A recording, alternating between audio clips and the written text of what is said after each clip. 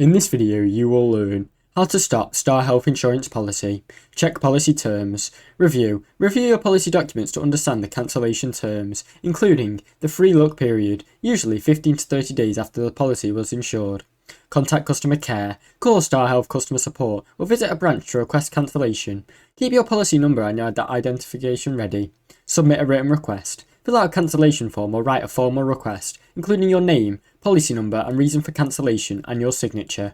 Provide required documents. Attach documents such as a copy of your policy, a valid proof of ID, and a cancelled cheque. Wait for confirmation.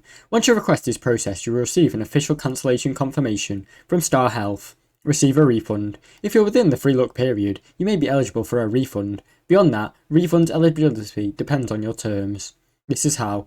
Now you know how to stop Star Health Insurance policy. Thanks for watching. Don't forget to like and subscribe.